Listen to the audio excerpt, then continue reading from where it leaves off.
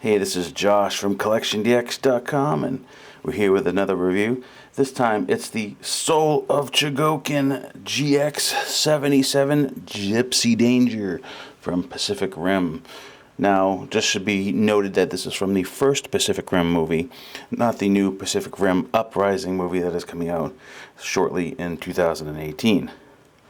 This is a marvelous piece of engineering, but it doesn't feel like a Soul of Chogokin. I mean, yes, it has lots of metal, but it's more reminiscent to me of like a metal build figure, which has lots of metal internal components and is very kind of real robot looking. So it's definitely a different entry to have in the Soul of Chogokin line. Misnaming aside, it is a really nice piece with very few flaws. Overall, I'm generally very happy with it. I think it could be the nicest Gipsy Danger toy released. It is leagues above any of NECA's offering, and at $250 it better be. So we're going to go through some of the features of Gipsy Danger here. Won't you stick around and join us? This Gipsy Danger review is brought to you by HobbyLink Japan. So go down to the description of the video and click on the link if you want to get one. And I highly recommend it because HobbyLink Japan is very awesome. So the figure is, in fact, a good portion of it is die-cast metal, but the metal seems largely reserved to internal working components. All of this stuff on the outside, I think, is plastic. This chest may be, and I'm pretty sure is metal actually. So we're gonna go with that. But as I said, mostly it's the exposed metal bits that are, and internal mechanisms that are metal. Going to the back here, out of the box, there are a few parts you have to put on. You have to add on these shoulder fins, and you have to add on these little variable vent pieces. But that's it. That's all there is out of the box. The big gimmick here with this is a light up feature. To install the batteries, you have to move this piece out of the way, sort of lift it up, and there's a screw there. There's 3 watch batteries. Now the great thing about this toy is those batteries are included. There's actually 7 batteries included, and I'll go over where the other ones go in a little bit. And then you just turn that switch on to make it in an on position. The light feature will work for a period of time, and then if you let it sit, it'll turn itself off, so you don't have to go back to that switch every time. As always, for long-term storage, I would remove the batteries because you don't want any corrosion. So the body light electric feature is a light up gimmick with the chest, which is activated by pressing the middle, and the chest lights up and pulses. There's 2 lights here, and you kind of can't see it that great in this light, but the visor lights up. And there's like one mode that I think if you it'll just stay the color. I don't know. I think there's something different with the buttons, but you let it go, it'll just kind of rotate through all these colors, which is pretty nice. They actually did something interesting with the headlight, and I found this out by accident. So I'll show you this shortly, and well, I'll show it to you right now. So first thing you need to understand is that the head rotates on the back. So the ball isn't right in the middle of the head, it's towards the back of the head. And you can actually just lift the head right up pretty easily. And you can see what's going on here is that there is a light coming out of the middle, and this piece just goes side to side, doesn't go forward and back. If you look under the head here, you can see there's a little mirror that takes that light and reflects it up to the head. But it's nice. The visor is textured like the real character is in the movie. For the arms, they did something really interesting here. A little kind of subtle movements. Watch this plate on the chest. See how just a subtle bit of movement to it as it moves? That's really great. One thing about this figure is that there aren't any clicky joints, no detented joints, so everything is just sort of relies on friction, which is fairly nice, but in some cases it's over tight. So, and the arms are generally fine here. You can move the arm out of the way, the armor. You can rotate this all the way, and then you have a single joint here, but there's a These arms are replaceable, and we'll show you the other arms later, but they sort of slide in with these tabs. You see the tabs on the edge there? They just sort of slide in. And you can get a little extra room, and then you can see there's another joint in the arm. So the elbow itself has one interior joint, and then the arm itself has the other joint. And then here at the hand, you have hinge, rotate, etc. So in the movie, there was this scene where Gipsy Danger sort of does its version of a rocket punch.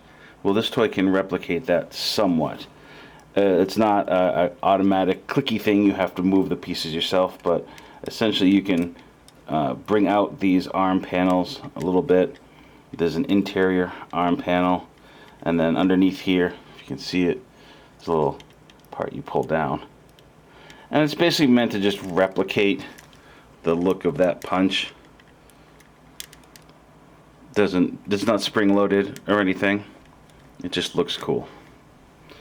But there's actually another feature while you have this open. I'll show it here. Is you remember the chain sword?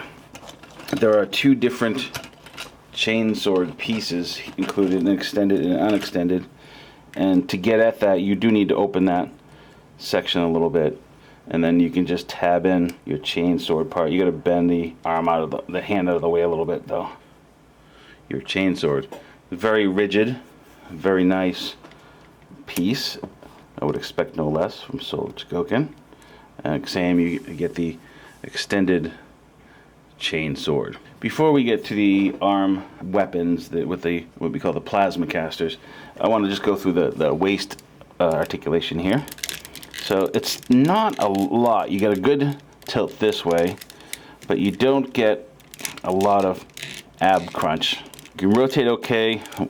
Seems like I can rotate it more to the right than to the left. I don't want to push it. This piece in the middle is actually a separate piece that slides up and down, as you can see.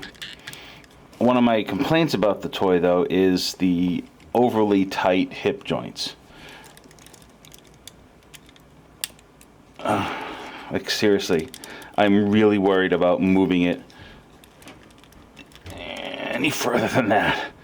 They're very tight. You can sort of get the crouched pose out of it, but it is super tight.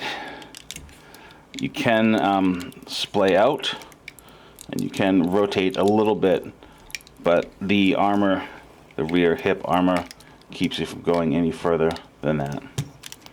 A nice feature, though, is if you see this panel, when you bend the leg, the panel just sort of moves automatically. Knees are very nicely done. Pistons, multiple points of movement, kind of a nice bit of realistic detail there. The feet are good. You know, they're on a basic ball joint, but then you have a bendable toe. And what's interesting is you have this slight bendable piece goes all the way that way. Doesn't do much that way. None of the rest of the feet move.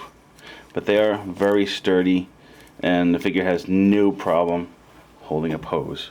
There are some variant hands.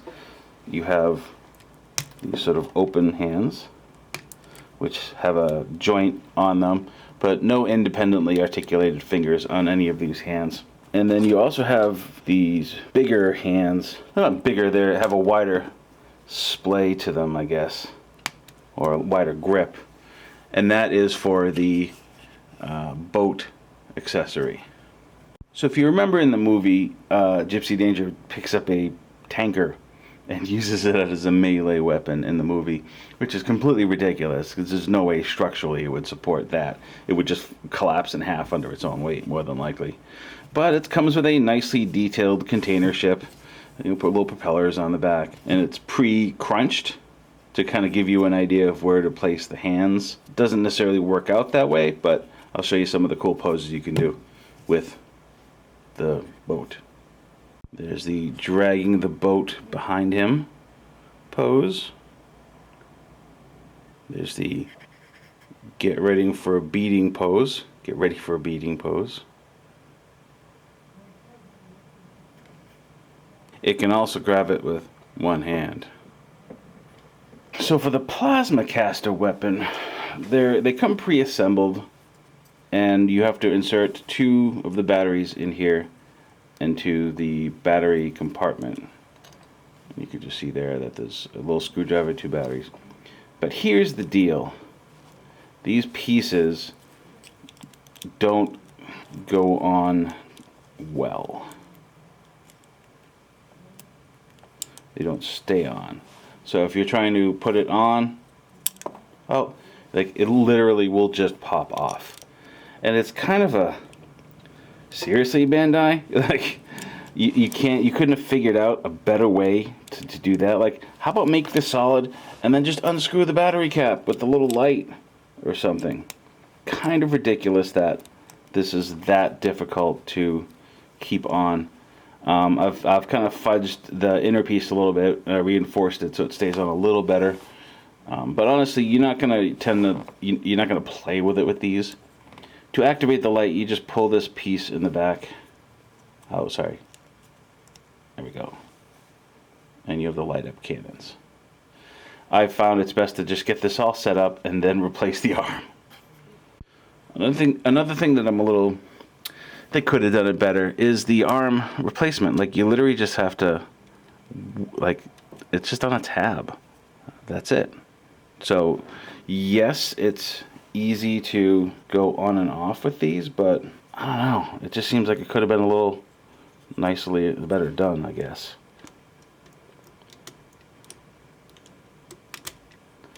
Oh, and then, yeah, this piece fell off again.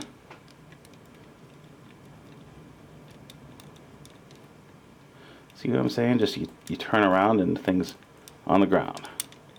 And then you touch it again, and then it falls off. So, yeah, you can see the end result here after about 5 minutes of fidgeting and trying to get those panels to stay on and not be annoying. That's what you get.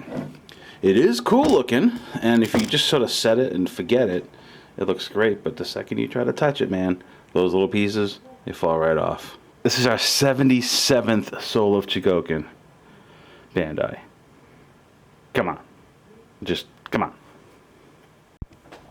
The display stand is nice. It's just a platform with a piece that goes under the crotch, but it should be relatively sturdy. I mean, the figure's relatively sturdy anyways. You don't really need a lot. Again, it's a stand that holds none of the accessories, which always kind of bugs me how in some SoCs they give you little nooks and crannies for every single part that comes with it, and some get nothing.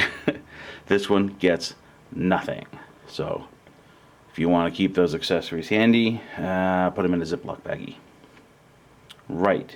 So once again, this is Soul of Chogokin Gipsy Danger by Bandai, of course.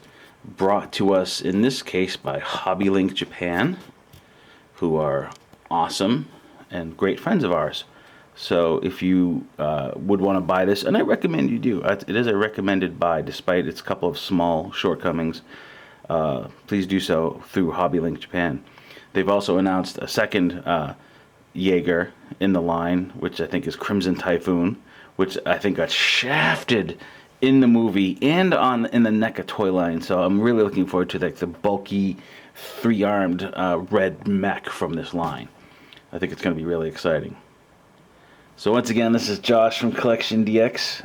Thanks for watching. Don't forget to like, subscribe, and all of that stuff. We will see you next time.